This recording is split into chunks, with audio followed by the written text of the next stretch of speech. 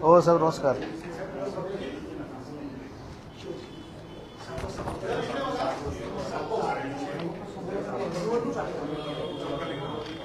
पण मी 6:30 घेतले.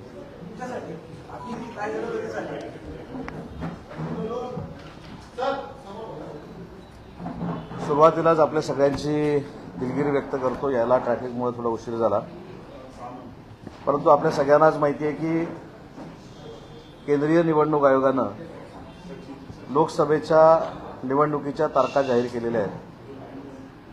निवडणूक आयोगानं जी पत्रकार परिषद घेतली, ज्या तारखा जाहीर केल्या आहेत, त्याचं शिवसेना पक्षामार्फत आम्ही सगळे स्वागत करतो. लोकसभेची निवडणूक जी 2024ची होते, शिवसेना महायुती म्हणून या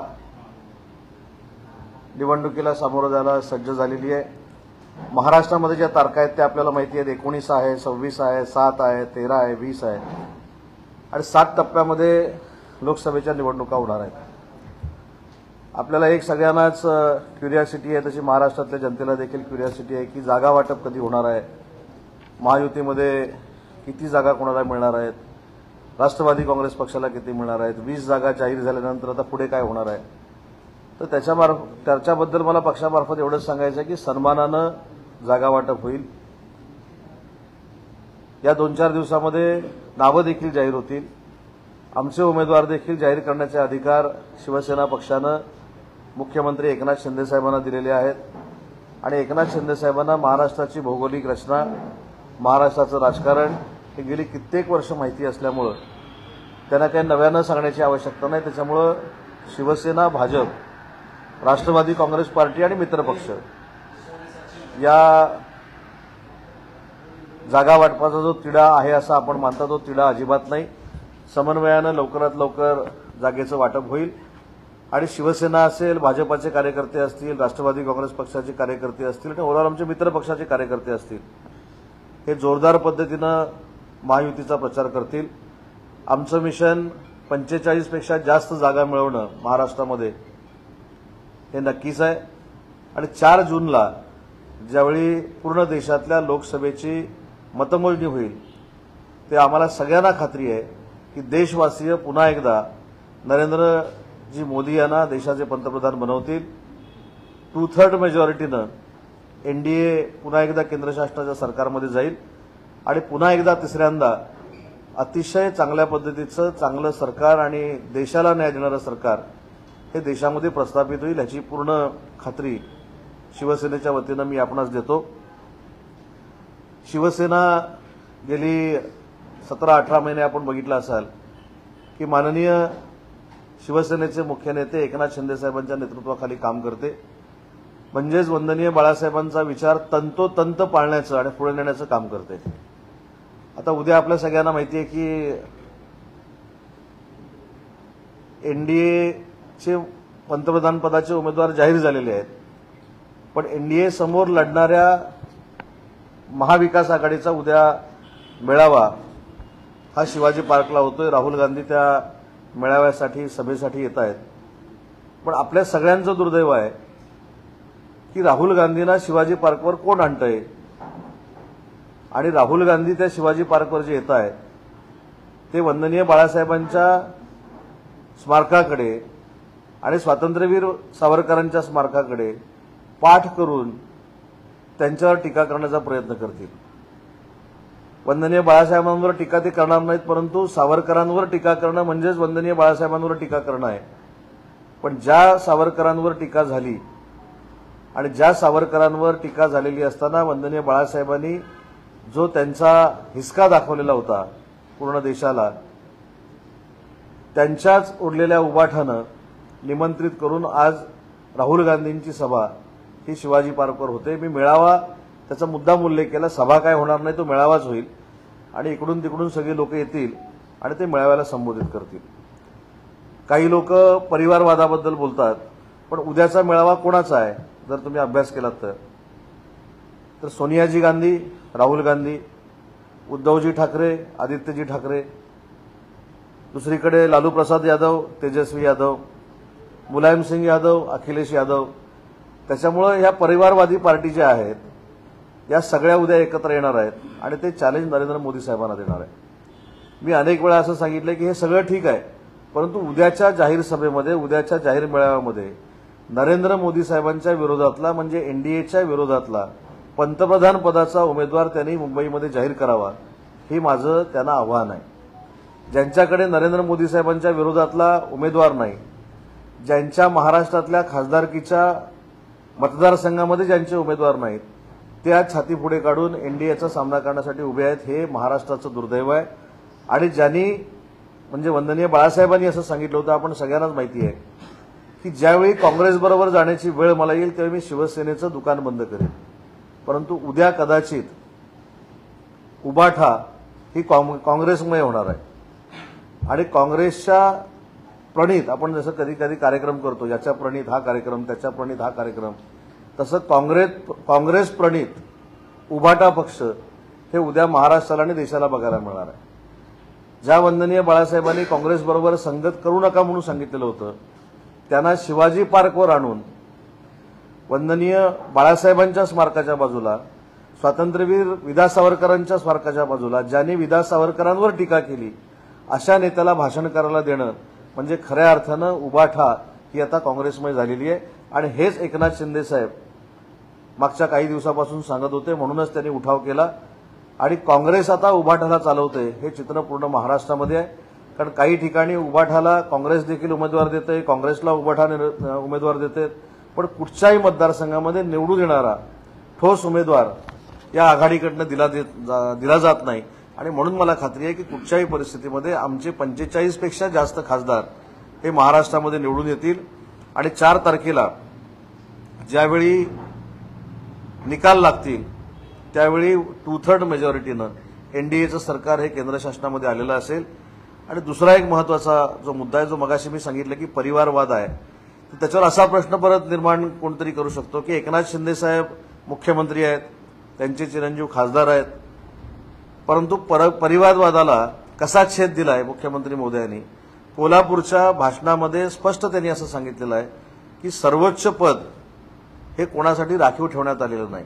तसं या सगळ्या नेत्यांनी उद्या जाहीर करावं, उबाठाच्या प्रमुखांनी जाहीर करावं, सोनिया गांधींनी जाहीर करावं, लालू प्रसाद यादवनी जाहीर करावं, अखिलेश यादवनी जाहीर करावं की आमच्या पक्षातले निवडून आल्यानंतर आमच्या मुलांसाठी कुठचीही राखीव जागा नाही. म्हणून हा परिवारवाद आहे आणि म्हणून हे परिवाराचे नेते आहेत. परिवार सगळे एकत्र येऊन हे अलायन्स झालेलं आहे. परंतु उद्या त्यांनी धाडस करावं की नक्की पंतप्रधान पदाचा उमेदवार कोण आहे. आपल्याला माहिती आहे की पंतप्रधान पदाचा उमेदवार पहिला त्यांनी बिहारचे मुख्यमंत्री सांगितले होते, पण बिहारचे मुख्यमंत्री एनडीए बरोबर आले. काही लोकांनी सांगितलं आम्हाला स्वतंत्र लढायचं आहे, आम्हाला अलायन्स करायचं नाही. आणि म्हणूनच ज्यांचा पंतप्रधान पदाचा उमेदवारच ठरत नाही त्यांनी एनडीएला हरवण्याची भाषा करू नये. आणि महाराष्ट्रातली जनता 45 पेक्षा जास्त खासदार निवडून देऊन नरेंद्र मोदी साहेबांच्या विजयामध्ये सिंहाचा वाटा घेणार आहे.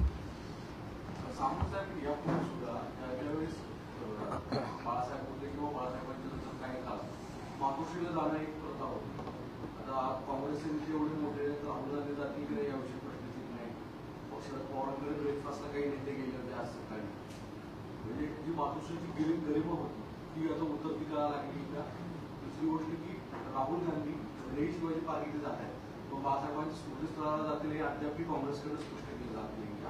मग ही त्यांची जी महाविकास आघाडी ती कितपत खरी आहे किंवा तुम्ही जे आरोप करताय त्यात नाही. याच्यामध्ये आपण जो प्रश्न विचारलाय तो महत्वाचा आहे की ते हिंदू हृदय सम्राट बाळासाहेबांच्या स्मारकावर जातील का.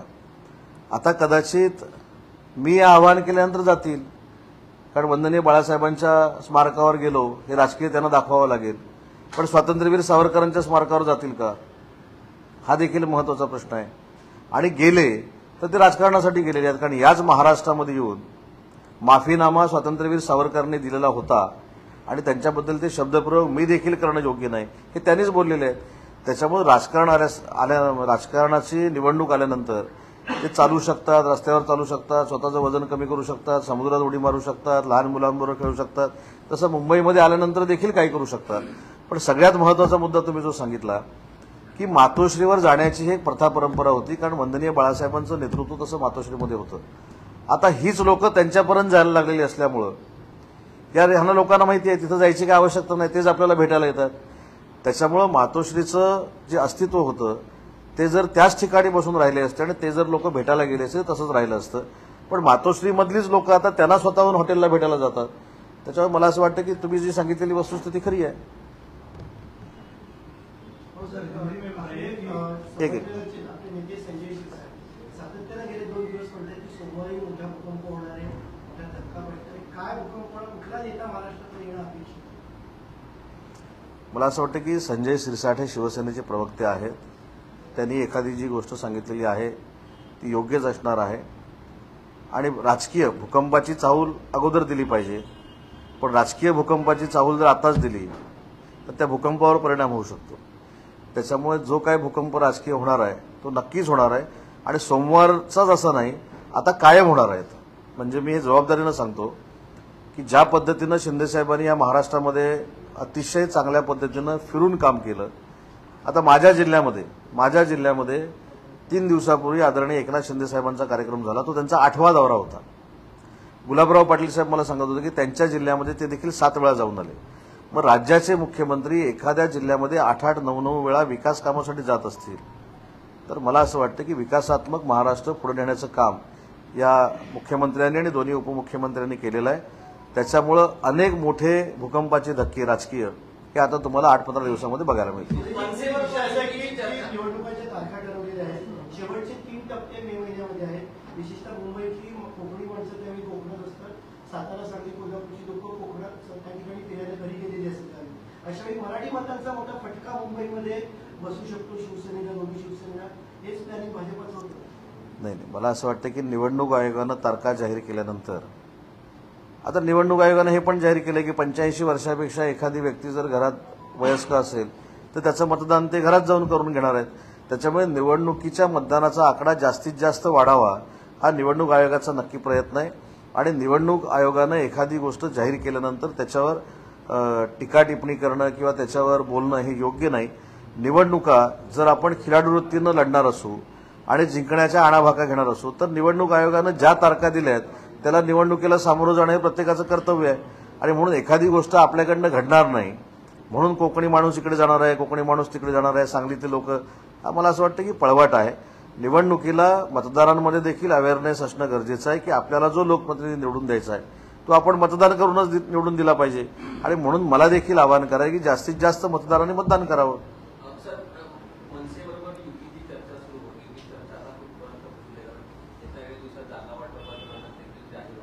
तुम्ही मनसेच्या नेत्याला भेटलात पण? नाही, मी मनसेच्या नेत्यांना जे भेटलो ती मैत्रीची भेट होती. अमेय खोपकर हे मध्ये रुग्णालयामध्ये होते आणि त्यांनी मला चहासाठी त्या ठिकाणी बोलवलं होतं. त्यांच्या प्रकृतीसाठी मी तिथे गेलेलो होतो आणि ते आम्ही ज्या क्षेत्रामध्ये काम करतो त्या क्षेत्रामध्ये ते काम करतात, काही संस्थांवर काम करतात.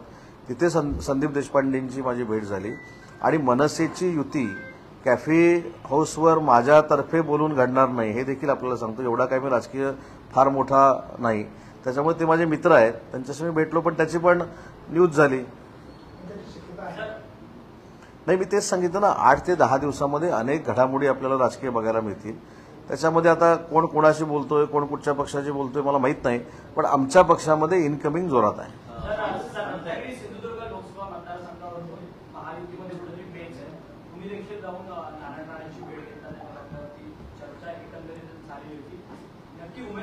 नाही, मी आधी आपला एक गैरसमज दूर करतो की अमेय खोपकरांना मी भेटल्यानंतर ते पण राजकीय भेटलो असं कधी होत नाही.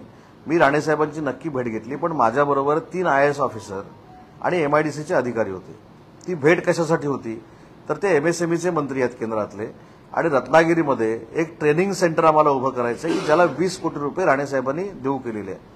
तर माझी त्यांना विनंती होती की चेन्नईचं एक जे ट्रेनिंग सेंटर रद्द झालेलं आहे 200 कोटी रुपयाचं ते आपण रत्नागिरीमध्ये करावं ही विनंती घेऊन माझे अधिकारी तिथे घेऊन मी गेलेलो होतो. आणि अधिकाऱ्यांच्या समोर रत्नागिरी सिंधुदुर्ग कोणाला सोडायची, तुम्हाला सोडायची की मला सोडायची ही तर काही चर्चा होणार नाही. आणि अधिकाऱ्यांबरोबर बैठक झाल्यानंतर मी परत आलो. त्याच्यामुळे राणेसाहेबांबरोबर जी बैठक झाली ती कुठेही राजकीय नव्हती.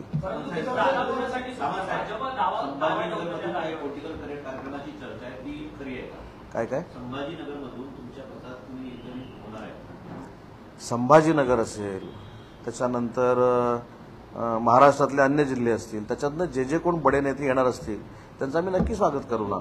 सत्ता पक्षात येण्याची परंपरा राहिली आहे, हे लोक येतील असं वाटतं तुम्हाला? आता प्रथा परंपरा अशा भरपूर आहेत. मग विधानसभेकडे पण यावं लागेल, बरोबर आहे की नाही? त्याच्यामुळे मला असं वाटतं की कोण येणार आहेत मला माहीत नाही. आता विधान परिषदेचे येणार आहेत की विधानसभेचे येणार आहेत याच्यावर मी काही चर्चा केली नाही, पण जिल्ह्यातले अनेक लोक येतील. सर, दीपक केसरकर असं म्हणे शेवटी, दीपक केसरकर असं म्हणे की नारायण राणेंसोबतचे त्याचे जे काही वाद होते, मतभेद होते, सगळे संपलेले आहेत. तुमचं सुद्धा जे काही वाद होते ते मिटलेले आहेत का राणेंसोबतचे? माझा नारायण राणे साहेबांबरोबर कधीही वाद नव्हता. नारायण राणे साहेबांना मी माझ्या राजकीय सुरुवातीपासून बघतोय. तत्वतः काही जे वाद होते ते कधीच संपलेले आहेत. त्याच्यामुळं कायमस्वरूपी आम्ही आता असं म्हणतो की सिंधुदुर्गातनं ते असतील किंवा रत्नागिरीतनं आम्ही असू, हे आता आम्ही महायुतीमध्ये काम करतो. त्याच्यामुळे वाद ठेवायची काही आवश्यकता नाही. महायुतीचा उमेदवार कुठच्याही परिस्थितीमध्ये रत्नागिरी सिंधुदुर्ग जिल्ह्यातनं फार मोठ्या मताधिक्यानं निवडून जाणार ही काळ्या दगडावरची रेघ आहे.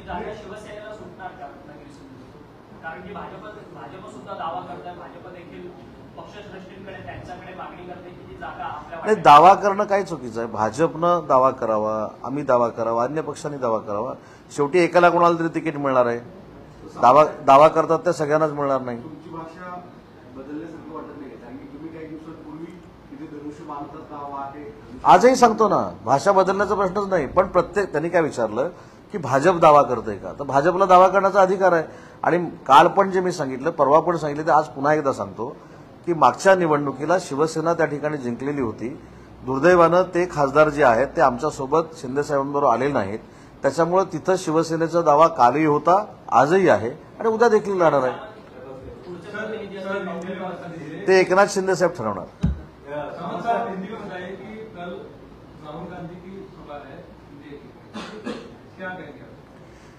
नहीं, वो जो मेड़ावा है वो मेरे ख्याल से सब परिवार इकट्ठा आके वो मेड़ावा कर रहे हैं. उसमें उद्धव जी है, उसमें मेरे ख्याल से सोनिया जी है, यानी उनके परिवार के सब लोग हैं, लालू जी के परिवार के सब लोग हैं, मुलायम सिंह के परिवार के सब लोग हैं. तो ये पार्टी की मीटिंग नहीं है, ये परिवार की मीटिंग है और इसके लिए लोग इकट्ठा होने वाले हैं. वो सभा विभा नहीं होगी, सिर्फ मेलावा होगा.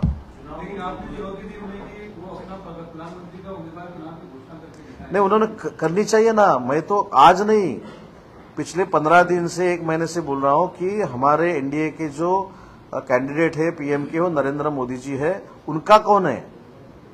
उनका जो था वो एनडीए के साथ आ गया. अभी अब उनका कोई, वो तो नाम जाहिर करे कल. बाकी का टाइम पास छोड़ दो, लेकिन कल आने के बाद जो उनका अलायंस है, उनका कौन है पीएम का कैंडिडेट, वो तो जाहिर करें. भाजपा और शिवसेना की अलायंस की अनाउंसमेंट हो जाएगी, तब हम अपनी सीट शेयरिंग का अनाउंसमेंट करेंगे.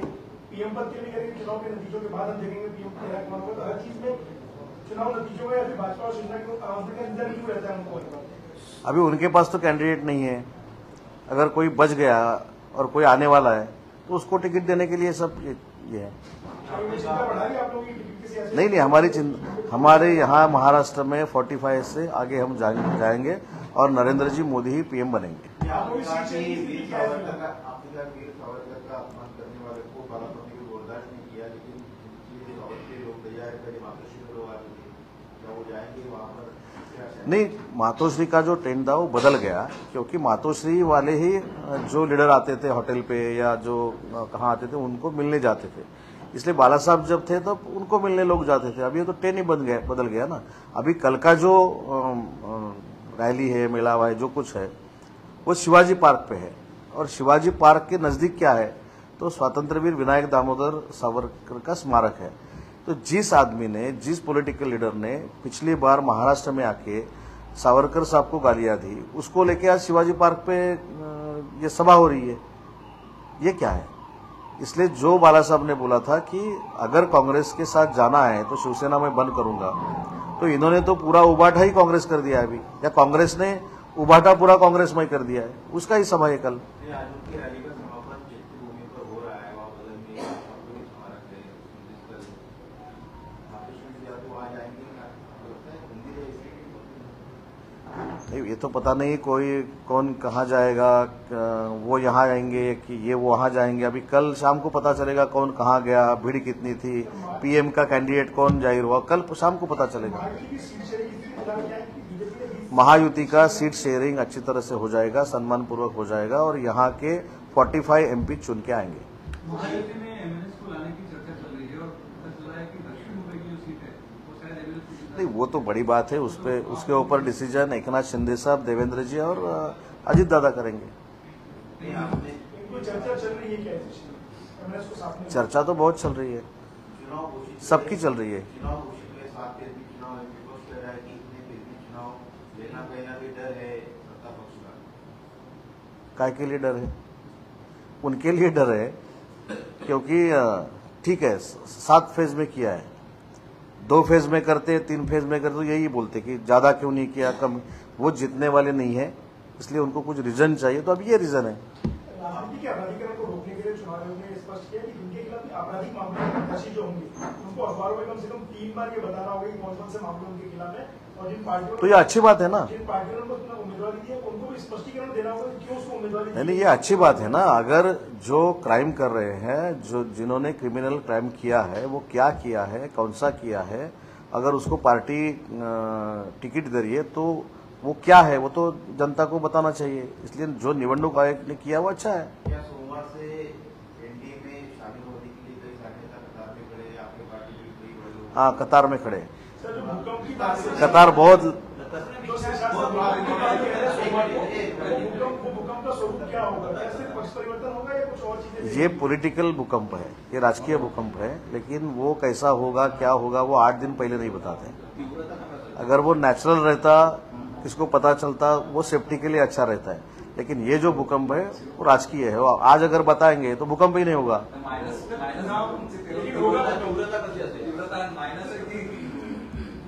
नहीं, रोज करेंगे ना, थोड़ा थोड़ा। चुनाव आयोग ने चुनाव कराने की घोषणा कर दी। आप लोग अभी सीट शेयरिंग में चल रहे हैं और एनडीए जो है यहाँ पर शिवाजी पार्क में बड़ा सभा लेने जा रहा है, सभी देश भर के नेता इकट्ठा हो रहे हैं, उन्होंने तो चुनाव में विरोध हो जाए। नहीं, उनको मेरा चैलेंज है ना, कल के सभा में उन्होंने एनडीए के जो कैंडिडेट है नरेंद्र मोदी साहब, उनके अपोजिशन में जो कैंडिडेट है उनका नाम उन्होंने जाहिर करना चाहिए। और हम कहाँ भी फंसे नहीं है, हमारा जब डिक्लेरेशन करना है हम अच्छी तरह से करेंगे। आपने कहा कि कल उद्धव ठाकरे की शिवसेना जो है वो कांग्रेस के रंग में रंगी। हाँ, मैंने बोला ना, ये तो बाला साहब का सपना नहीं था। बाला साहब का सपना था स्वतंत्रवीर सावरकर के जो विचार है वो आगे लेके जाने का। लेकिन जिस आदमी ने विदा सावरकर साहब को गालियां दी, उनको बगल में बिठा के कल की सभा हो रही है, इसलिए मैंने ये बोला। मुख्यमंत्री बहुत म्हणाले ना सकाळी दुपारच्या प्रेस कॉन्फरन्समध्ये की 80% पेपर सोडून झालेला आहे, 20% बाकी आहे. 20%मध्ये कठीण प्रश्न आहेत का? नाही, जे कमी वेळामध्ये 80% पेपर सोडवतात त्यांना पुढचा पण 20% सोडवायला जास्त वेळ मिळालेला असतो। तुम्ही अजिबात चिंता करू नका, 20% पेपर सोडून आम्ही 100 मार्क घेऊ, अजिबात चिंता करू नका। हाँ, अगली बैठक होगी सकती है, ये 2 दिन में